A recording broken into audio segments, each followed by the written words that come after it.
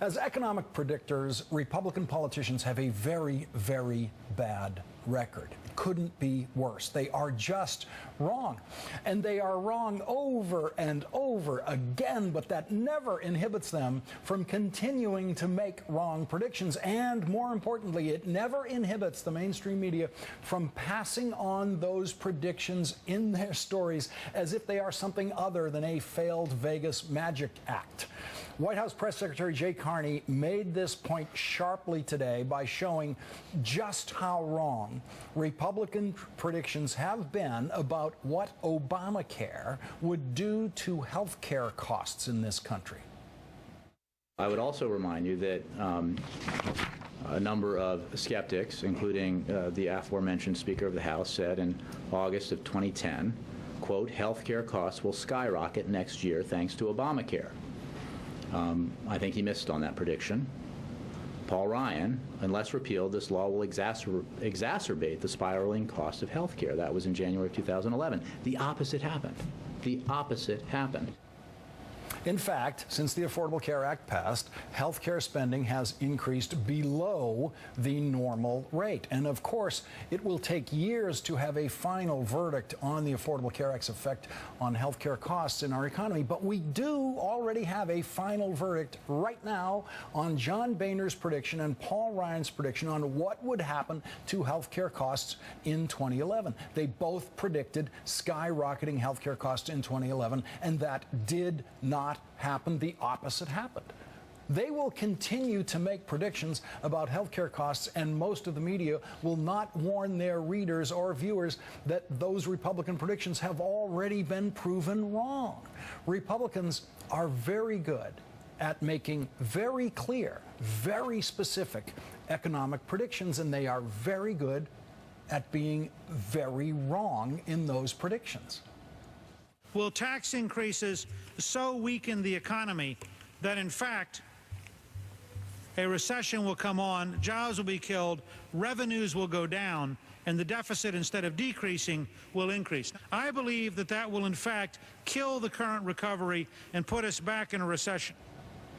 Could not be clearer. No punches pulled there. Tax increases will put us back in a recession. That was Newt Gingrich in 1993 fighting against Bill Clinton's proposed tax increases, which later that year passed the House and the Senate with every Republican in each body voting against the bill. Every single Republican in the House and the Senate said the Clinton tax increases, which were the biggest tax increases in history, would badly hurt the economy, and most of them specifically predicted a recession. And what happened? Every one of them was wrong. Every single Republican was wrong about the Clinton tax increases of 1993. The economy soared after those tax increases. And here's where we stood toward the end of that decade. Think about it. There probably have never been better times than these, when so many people are doing so well in an economy that just gets stronger and stronger. The latest measure are the numbers that are in for the end of 1998, and they're sensational. Just over a year ago, Republicans were telling us once again that the Obama tax increase on America's highest earners would be a job killer. Republican Speaker John Boehner simply recycled the talking points that Newt Gingrich used 20 years earlier. The problem for Boehner is, how does he give on rates? He said this the other day: I oppose tax rate increases because tax rate increases cost American jobs. That gives you no room to give on rates. It is, by the way, not an original thought. Who said this? The tax increase will kill jobs and lead to a recession, and the recession will force people out of work and onto unemployment and actually increase the deficit. That's Newt Gingrich in 1993 on the Clinton tax increase. And those of us who were working on the other side of that tax increase, Newt, have been waiting for your apology for 20 years for being completely wrong about that. I don't agree with you. Well, but the economy soared. No one lost a job because of that tax increase. There was no recession. Jay Carney presides over a press briefing room that includes more than a few reporters who are not quite old enough to remember that every single Republican in Washington was wrong about the Clinton tax increase. And so today, he offered this little history lesson that bears repeating over and over again. Remember 1993, the Clinton budget?